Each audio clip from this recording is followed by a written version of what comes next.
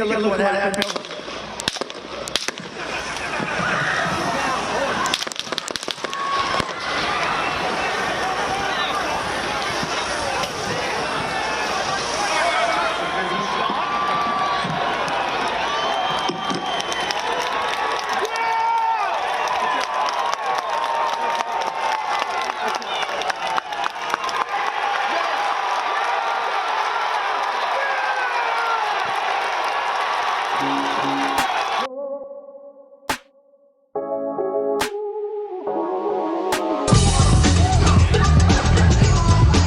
Donald Trump is the Hugh Hefner of the 90s. In the 1990s, some people chase success. Some people build businesses. But a few figure out something bigger. How to turn their name into an asset, a symbol, a brand that moves through culture like a force of nature. Donald Trump didn't just build towers. He built an identity, a character, a brand that lived in real estate, television, and global conversation. This isn't a political story. This is a story about branding, media, and the power of attention. This is the blueprint on how a name became a brand and how a brand became power. I'm your host, Fetty Lotto, here to put a stain on your brain and bring you some news you can use. And this is Blueprint to Success, Donald Trump. Before the headlines, before the cameras, there was a kid from Queens watching his father build properties. But Donald Trump wasn't studying construction. He was studying perception. He learned early that real estate wasn't just about land, it was about image. A building wasn't just a building, it was a statement. He understood something most people never learn. If people know your name, you're already halfway to influence. From the beginning, the strategy was simple. Make the name impossible to ignore. Make your name a symbol. A brand is not a logo, it's a feeling, a reputation, a story people tell about you. The art of visibility. Trump didn't wait for attention. He engineered it. He put his name on buildings, casinos, hotels, not just as ownership, but as branding. Every project was a billboard. Every headline was an opportunity. He treated media like a business partner. Interviews, magazine covers, gossip columns. He fed the machine, and the machine fed him back. Visibility wasn't an accident, it was strategy. The media machine. And I'm going to sue you if I have to. Do you understand me? Yes, I hung up. You didn't get disconnected. I hung up. Performance could have been better. Could have been better. It could have been a hell of a lot better. But look, I'm not a guy who's going to run around blaming people. So I'm going to take responsibility for that. So if you want to fire me, go right ahead. All right, Gene, but I think you're fired. Then came the breakthrough, television. The Apprentice wasn't just a show, it was a brand architecture. Millions of people watched a curated version of Trump. Decisive, commanding, in control, the boardroom, the catchphrases, the suits, the skyscrapers. It created a character, a larger-than-life persona that blurred the line between entertainment and identity. Television didn't just amplify the brand, it cemented it. Attention is currency. We have to make America great again. Thank you. Thank you. You've said, though, that if you did run for president, you believe you'd win. Well, I don't know. I think I'd win. I tell you what, I wouldn't go in to lose. I've never gone in to lose in my life. And if I did decide to do it, I think I'd be inclined. I would say that I would have a hell of a chance of winning, because I think people, I don't know how your audience feels, but I think people are tired of seeing the United States ripped off. And I can't promise you everything, but I can tell you one thing. This country would make one hell of a lot of money from those people that for 25 years have taken advantage. It wouldn't be the way it's been, believe me. In the modern world, attention is the most valuable currency, and Trump became one of his most skilled traders. He understood the formula. Stay unpredictable, stay visible, stay talked about, control the narrative by being the narrative.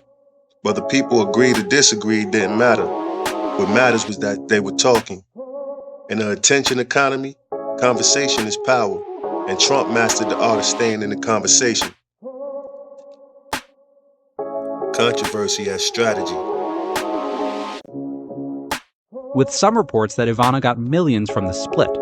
Donald Trump's former or current girlfriend, depending on what day it is sharing all her secrets for staying in shape.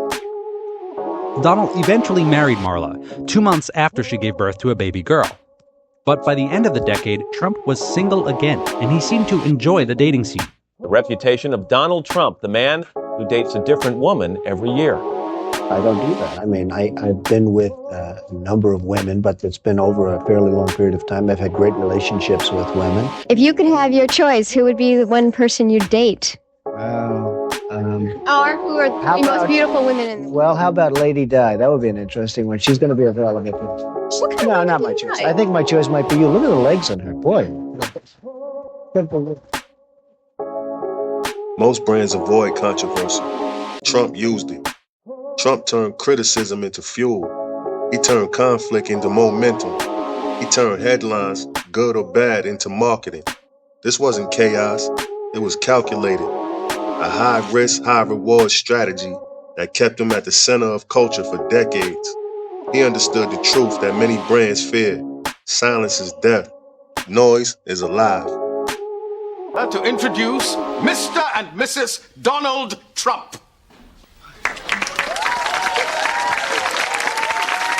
It's the Donald! Oh my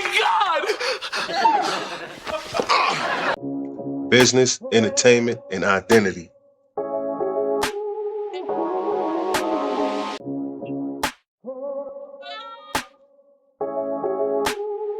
Hi, Dad, it's me. You're gonna be so proud of me. I'm gonna win this race. Waldo, you're the best son money can buy. Thanks, Dad. Trump's brand wasn't tied to one industry. It moved across real estate, casinos, golf courses, books, television, licensing deals, and more. He blended business with entertainment. He blended entertainment with identity. He blended identity with influence. The brand became bigger than a man. It became a symbol of wealth, of ambition, of controversy, of spectacle. Whether people loved it or hated, they recognized it instantly. And that's the power of branding. Rich by throwing away quarter. All right, okay. Samantha, a cosmopolitan, and Donald Trump. You just don't get more New York than that. Look at this right here on the street. It's Donald Trump. What are you, morons? Wait. Trump. Global recognition. By the 2000s, the Trump name was one of the most recognizable brands on the planet. Not because of one business, not because of one show, but because of decades-long strategy of visibility, media mastery, and narrative control. He understood that in a world driven by perception, the brand is the product. He built a brand that transcended industries, borders, and traditional business models.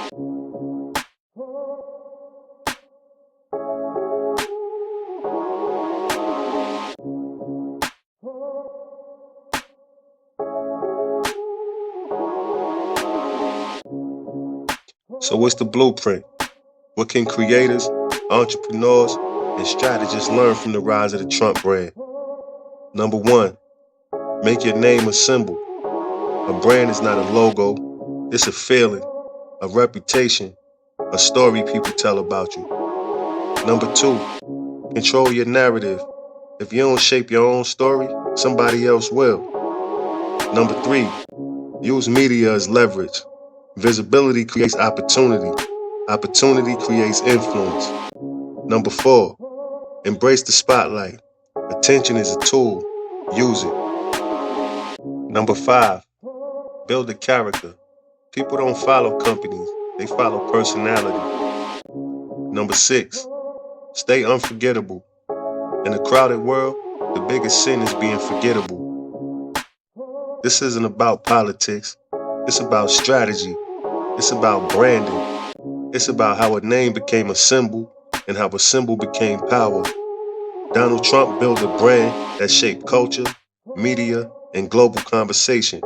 Whether people admire it or criticize it, the impact is undeniable. This is the blueprint. If you control attention, you control the game. None of these principles operate alone. They are a system, and I'm here to break down how success is engineered. I'm your host, Fetty Lotto, here to put a stain on your brain and bring you some news you could use. Peak News Network, Blueprint to Success. Donald Trump. I'm out of here.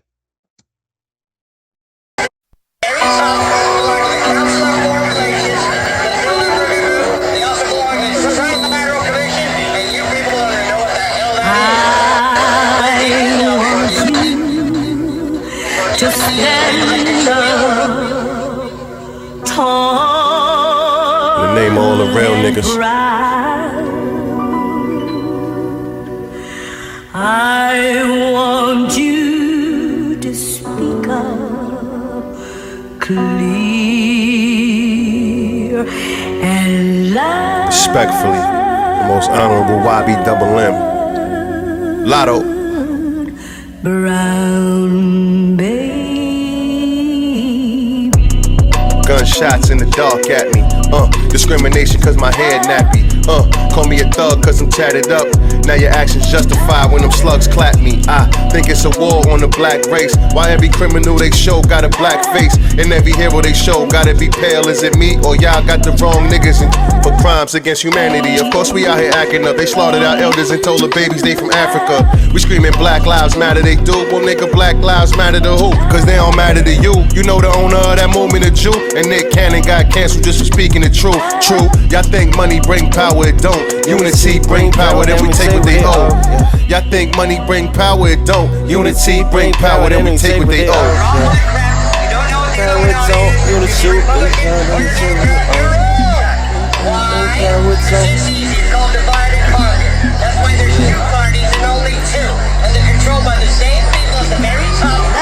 Gunshots, supernova, sun dies. A mother cries, a father tries. What's the pain in never seeing the sunshine? It can't be unheard, I can't speak enough words. Police placing evidence, terrorize communities. Slave labor settlements, never given no opportunity. You and me and all of us can make change, make waves for the next to flourish. My intentions the purest to inspire the person. Together as brethren, step in a direction like Mars. Start uniting together, fighting together. I swear I'm siphoning this every night for what's right forever. I see material vendetta, green and spite with they cheddar. The system's rigged off a pigment, yo, watch it like pigskin. I fiend for the drain with my life on the lever. As I'm writing this letter, just wish I could do better. R.I.P. Coretta.